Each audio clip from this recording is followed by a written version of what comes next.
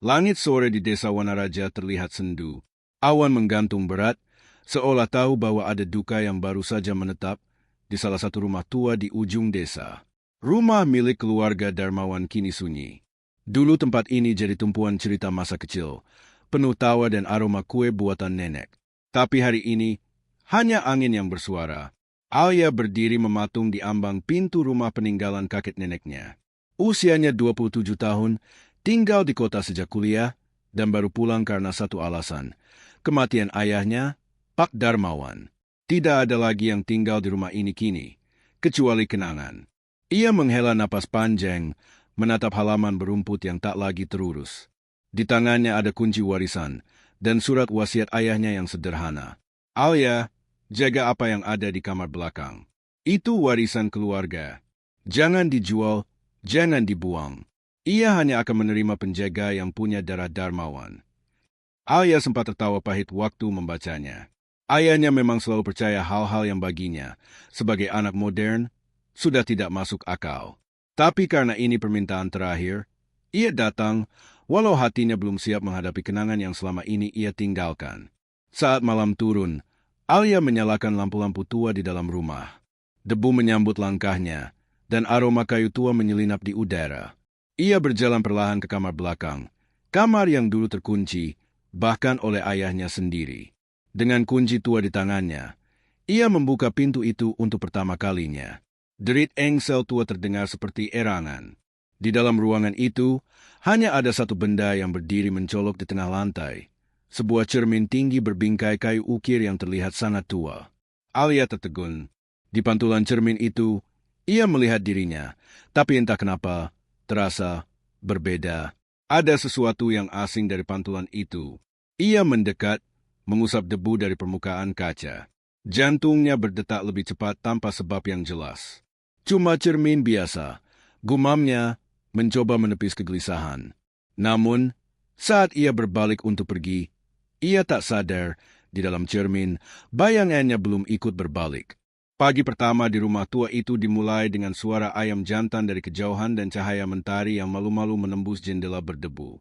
Alia duduk di ruang makan sambil memegang secangkir kopi instan yang ia bawa dari kota.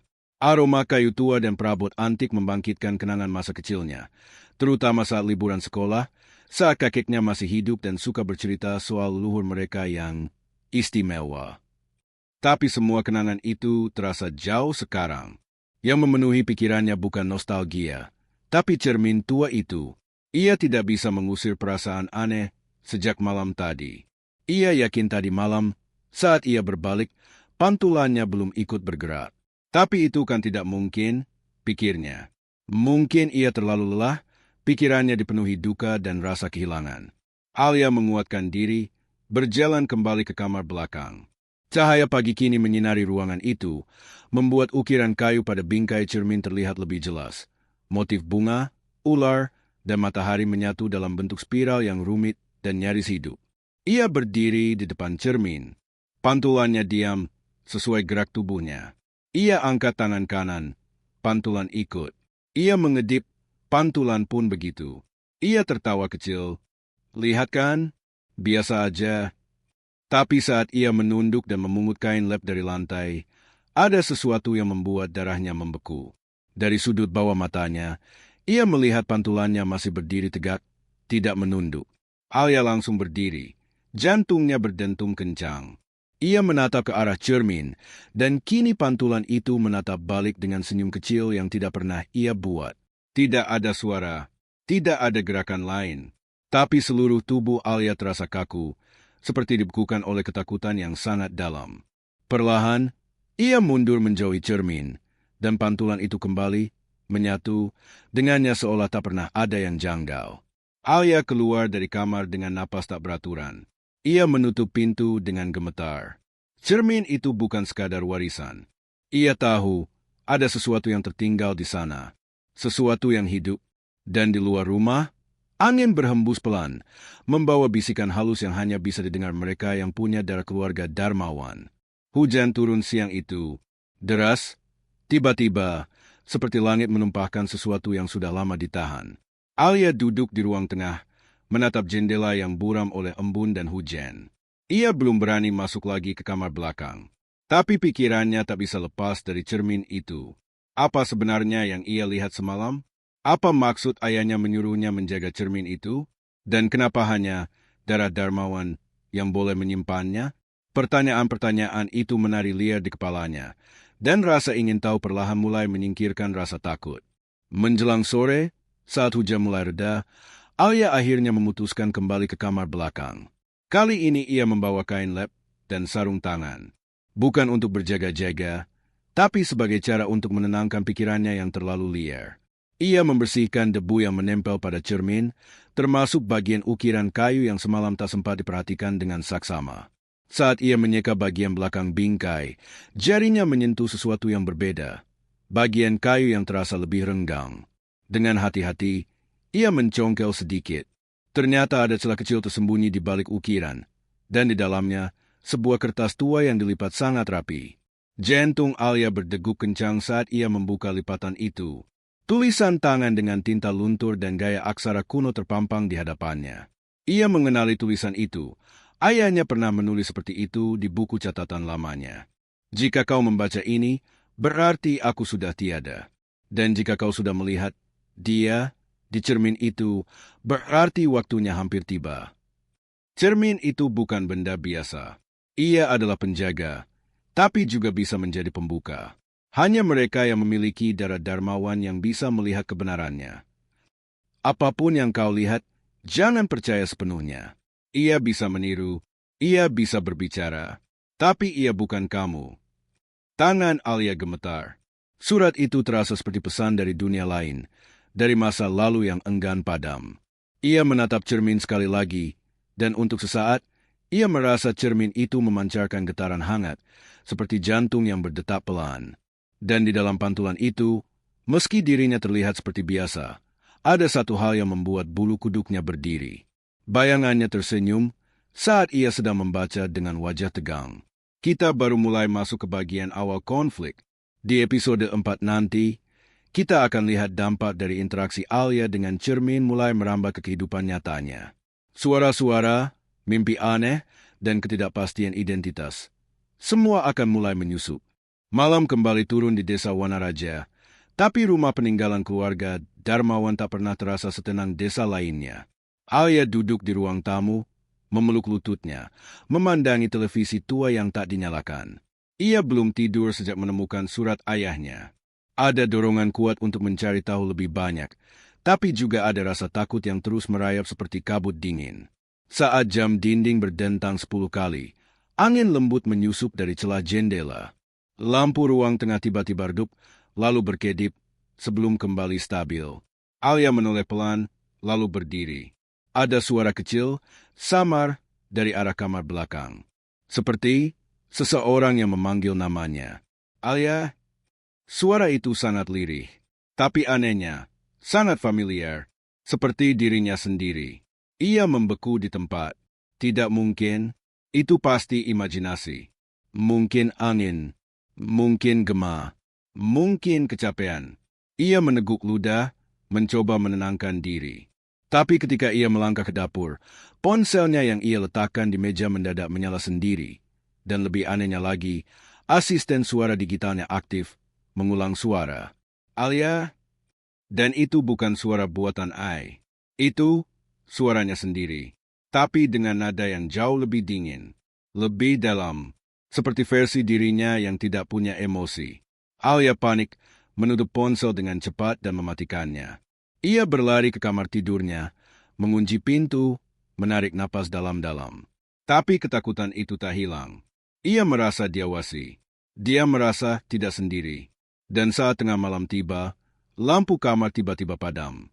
Dalam gelap, hanya cahayanya sendiri yang terpantul dari cermin kecil di sudut ruangan. Tapi di cermin itu, pantulan Alia tidak duduk di tempat yang sama. Ia berdiri, menatap Alia yang asli dari sudut lain ruangan. Pagi itu sunyi. Terlalu sunyi untuk ukuran desa yang biasanya ramai dengan suara ayam dan tawa anak-anak kecil. Alia menatap cermin kecil di kamarnya dengan kain penutup yang kini ia pasangkan di atasnya. Ia tak berani membuang, tapi juga tak sanggup terus melihat. Setelah semalam suara-suara aneh memanggil namanya, ia memutuskan Cukup. Ia harus tahu apa sebenarnya yang diwariskan padanya. Bukan dari surat, bukan dari pantulan, tapi dari orang hidup, mereka yang tahu sejarah keluarganya. Ia melangkah ke rumah Bu Rahayu, seorang ketua desa yang dulu sering dijuluki penjaga adat. Perempuan tua yang selalu bicara dalam teka-teki, tapi dianggap tahu banyak hal yang tidak bisa dijelaskan logika. Bu Rahayu menatap Alia dengan tatapan seolah sudah tahu ia akan datang. Cermin itu sudah bangun. Ya? Alia terdiam, seolah ditampar oleh kalimat itu. Iya, aku lihat sesuatu di sana. Tapi aku nggak ngerti kenapa. Siapa yang ada di sana? Bu Rahayu mempersilakan Alia duduk, lalu membuka laci tua di lemari dapurnya. Dari situ, ia keluarkan lembaran foto hitam putih dan secari catatan tangan berbahasa Jawa kuno yang sudah menguning. Di balik foto seorang pria tua berjubah putih, ada tulisan, R. Ayuda Darmawan, penjaga cermin penyeberangan, 1881. Leluhurmu, kata Bu Rahayu lirih. Ayuda Darmawan, dia bukan orang biasa. Ia disebut penjaga batas, orang terakhir yang bisa menahan sesuatu agar tak menyeberang ke dunia ini. Alia terperangah. Menyeberang dari mana? Dari balik cermin, bisik Bu Rahayu. Tempat bayangan tinggal. Tapi, bayangan itu bukan cuma pantulan. Mereka adalah mereka yang belum selesai, jiwa-jiwa terperangkap yang menginginkan tubuh, kehidupan, dan tempat untuk tinggal. Alia menelan ludah. Jadi cermin itu gerbang? Gerbang yang dijaga, tapi penjaganya harus kuat. Dan, satu hal lagi, suara Bu Rahayu melemah, Ayuda Darmawan tidak pernah dikuburkan. Apa maksudnya? Jasadnya menghilang. Sejak ia terakhir menggunakan cermin itu. Sejak ia mengurung sesuatu di dalam sana. Alia menegang. Mungkinkah sosok di balik cermin adalah Ayuda sendiri? Atau lebih buruk lagi, sesuatu yang berhasil lolos saat Ayuda lenyap? Dan kini, penjaga baru telah ditunjuk. Alia, malam datang lebih cepat dari biasanya. Langit desa Wanaraja muram, dan rumah keluarga Darmawan tenggelam dalam bayang-bayang pekat meski lampu dinyalakan di setiap sudut. Alia menatap wajahnya di cermin kamar mandi. Tak ada senyum, tak ada tangis, hanya ekspresi kosong dan lelah. Namun, ia sadar satu hal, pupil matanya terlihat lebih gelap dari biasanya. Seperti lubang tak berdasar, ia menyentuh pipinya. Dingin, tangan kirinya bergetar pelan. Seolah ada bagian dari tubuhnya yang tidak lagi dikendalikan sepenuhnya oleh dirinya. Sejak berbicara dengan Bu Rahayu kemarin, tidur jadi sesuatu yang menakutkan. Setiap mimpi terasa seperti dijalani oleh orang lain. Mimpi berdiri di depan cermin, tersenyum lebar sambil mencakar wajah sendiri, atau lebih buruk lagi, menatap tubuh Alia dari luar, seperti seseorang yang mengintip lewat jendela. Dan pagi ini, saat ia bangun, ada luka goresan di pundaknya, tajam seperti bekas kuku. Ia mulai mencatat semua kejadian aneh dalam buku kecil, berharap bisa mengerti polanya. Tapi satu catatan mengejutkannya. Kamis, jam 2 dini hari, aku menatap cermin dan berkata, giliranmu tidur, aku ingin melihat dunia. Tapi aku tidak ingat pernah menulis ini. Alia melempar buku itu ke meja.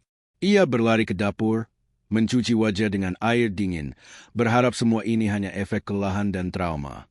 Tapi saat menatap cermin kecil di atas wastafel, pantulannya tertawa. Mulut Alia sendiri tidak bergerak, tapi pantulannya tertawa, panjang dan penuh kegembiraan aneh.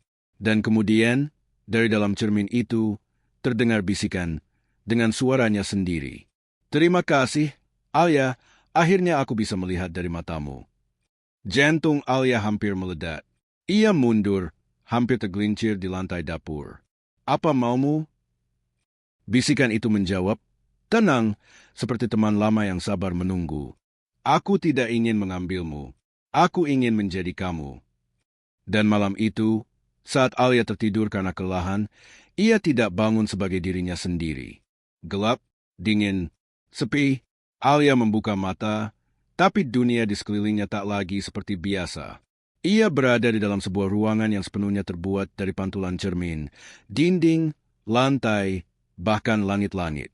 Bayangannya memantul dari segala arah, tapi tak satu pun mencerminkan dirinya dengan sempurna. Ini bukan mimpiku, bisiknya. Ini penjara. Ia berlari ke satu sisi dinding, menempelkan tangan ke permukaan kaca yang dingin dan licin. Dari balik sana, samar-samar ia melihat dirinya sendiri, tapi bukan dia. Pantulan itu kini sedang menyisir rambut di depan meja rias, lalu membuka ponsel dan membalas pesan dengan senyum manis. Itu tubuhnya, tapi bukan jiwanya. Itu dia? Alia berteriak, memukul-mukul kaca dari dalam. Keluar dari tubuhku. Itu milikku. Tapi yang di luar hanya tertawa kecil, lalu menatap langsung ke arah tempat Alia berada. Tatapan itu seperti tahu ia sedang dilihat. Seperti ia bisa melihat langsung ke dalam dimensi cermin ini. Tenang saja, Alia, suara itu terdengar dalam benaknya. Kau terlalu rapuh untuk dunia luar. Istirahatlah, biar aku yang jalani hidupmu. Alia jatuh terduduk. Tangannya gemetar. Jiwanya nyaris hancur oleh kepanikan. Tapi dari kejauhan, dalam pantulan yang redup, ia mulai melihat sesuatu yang aneh. Bayangan lain yang mengintip dari balik cermin retak. Bukan dirinya, bukan sosok yang menirunya, tapi seorang pria tua berjubah putih. Matanya tajam, menyala sama seperti api kecil yang bertahan melawan kegelapan. Ayuda Darmawan. Kau harus bangun, Alia. Suara itu bergema, dalam dan berat. Karena jika kau menyerah, cermin ini tidak hanya akan mencuri tubuhmu, tapi juga akan membiarkan bayangannya menyebar ke dunia nyata. Alia menatap lurus ke arah pria itu. Bagaimana caranya keluar dari sini? Kau harus ingat satu hal penting. Apa? Bayangan tidak bisa berdiri tanpa cahaya. Lalu pria itu menghilang. Dan dari setiap sudut, bayangan-bayangan mulai bergerak, mendekati Alia. Mereka merangkak keluar dari pantulan, seperti hendak menelannya hidup-hidup. Alia menutup mata dan bersumpah dalam hati. Aku akan kembali. Ini tubuhku. Ini hidupku.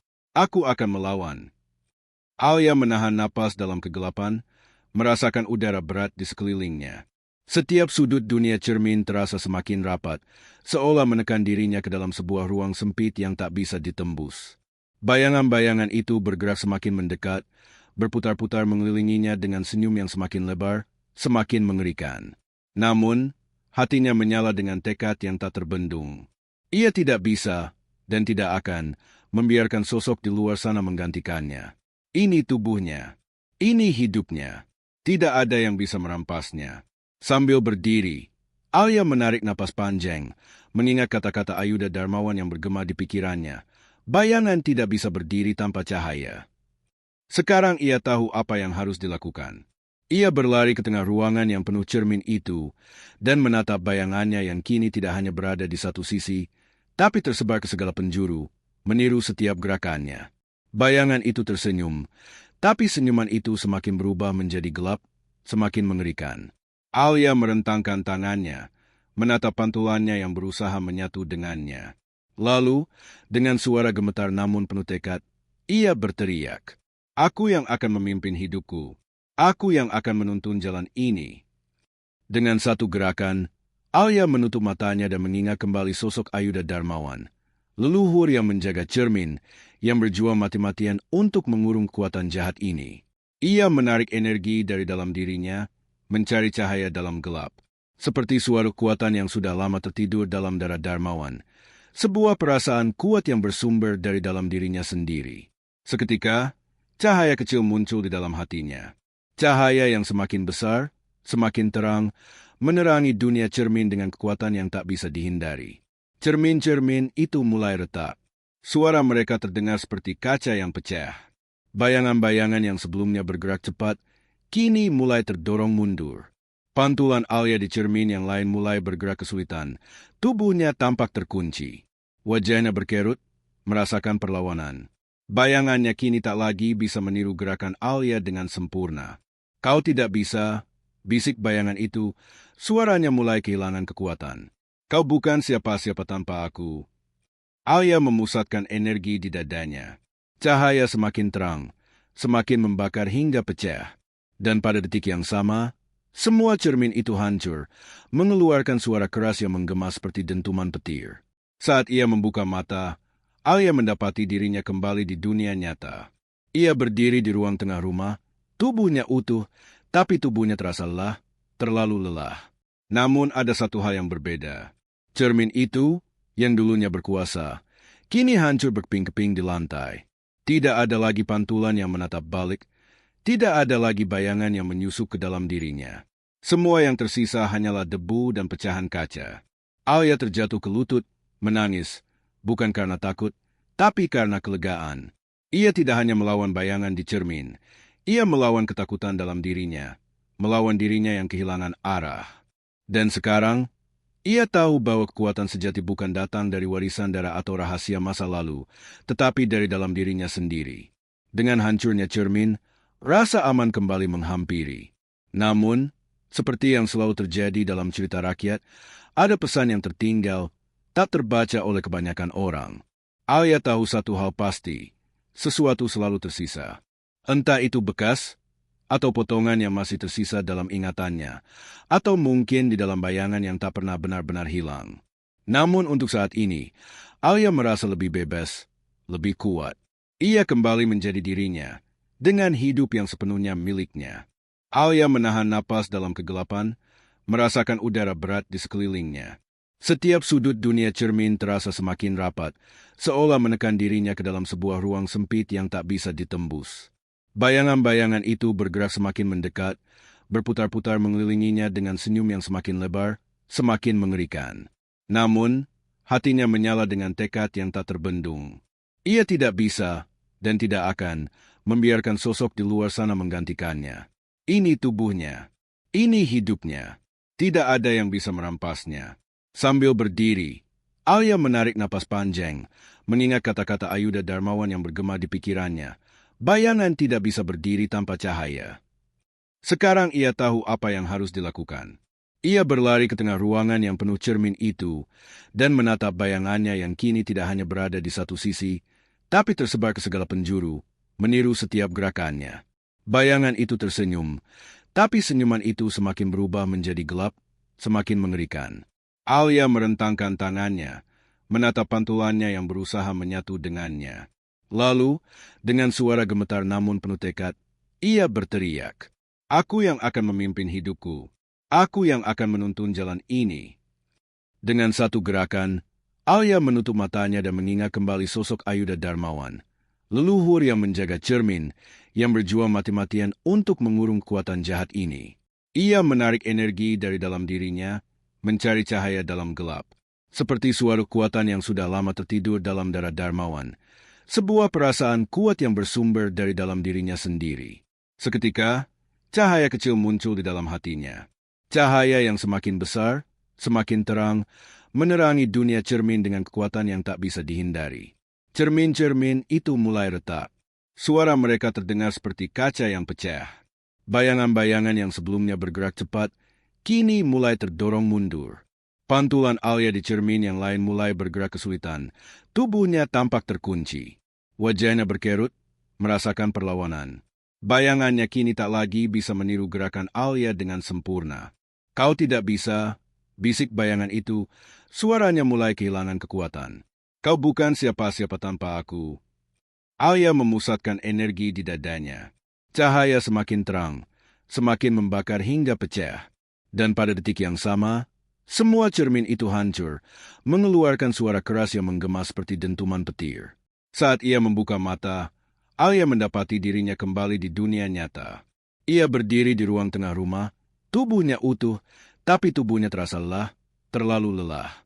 Namun ada satu hal yang berbeda. Cermin itu, yang dulunya berkuasa, kini hancur berkeping-keping di lantai. Tidak ada lagi pantulan yang menatap balik, tidak ada lagi bayangan yang menyusup ke dalam dirinya. Semua yang tersisa hanyalah debu dan pecahan kaca.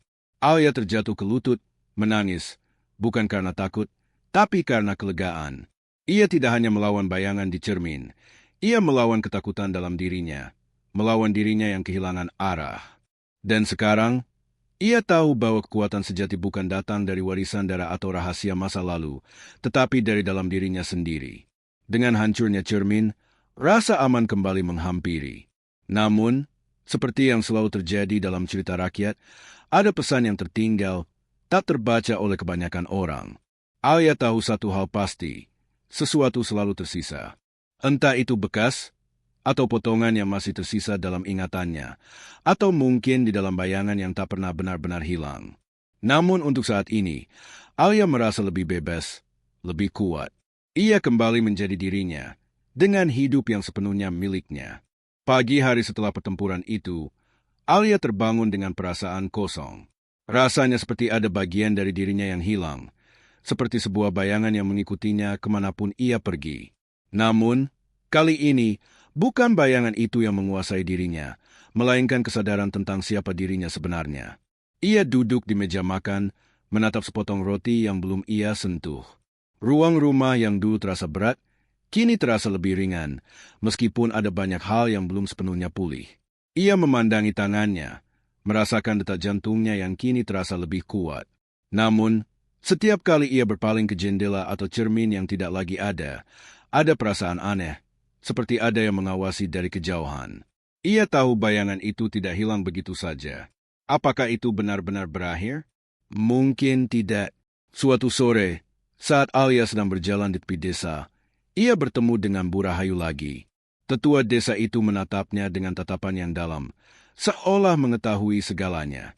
"Kau berhasil, Alia," kata Bu Rahayu dengan suara lembut.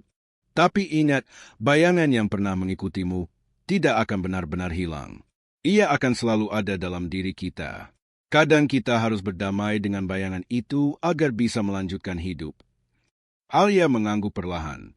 Ia merasa ada kebijaksanaan dalam kata-kata itu, bahwa bayangan yang menakutkan itu bukanlah musuh, melainkan bagian dari dirinya yang harus diterima. Kegelapan dan cahaya saling melengkapi. Tanpa keduanya, ia tidak akan menjadi siapa-siapa. Hari demi hari, Alia mulai menemukan kembali kedamaian. Ia kembali ke pekerjaan lamanya di desa, membantu warga, berbicara dengan anak-anak, dan belajar untuk melupakan meski tak sepenuhnya. Ia tahu bahwa masa lalu akan selalu membayangi, namun bukan berarti itu menghalangi langkahnya. Namun, meski cermin telah hancur dan bayangan itu kini tak lagi menguasainya, Alia selalu merasa seperti ada sesuatu yang tersembunyi, seperti sebuah misteri yang belum terpecahkan sepenuhnya. Dan suatu malam, saat ia menatap langit yang terang penuh bintang, ia mendengar suara bisikan yang sudah lama ia lupakan, bukan dari dalam dirinya, melainkan dari luar. "Terima kasih, Alia, aku masih menunggumu." Namun kali ini, suara itu tidak menakutkan. Ia tidak merasa terancam. Alia hanya tersenyum tipis, menyadari bahwa ia telah melewati ujian terberat dalam hidupnya. Dan meskipun ada bayangan yang tetap tersisa, kini ia tahu bahwa ia memiliki kontrol atas hidupnya. Ia tidak akan pernah menyerah pada bayangan. Ia akan terus berjalan maju, menjadi diri sendiri. Dengan berakhirnya episode 9, cerita ini sampai pada titik di mana Alia telah mengalahkan bayangan dalam dirinya, meski ada kemungkinan bayangan itu akan selalu ada sebagai bagian dari perjalanan hidupnya. Keputusan Alia untuk menerima dan menghadapinya memberikan pesan yang kuat tentang kedamaian dalam diri dan kekuatan untuk mengendalikan takdir. Alia berdiri di depan rumah tua milik keluarga Darmawan.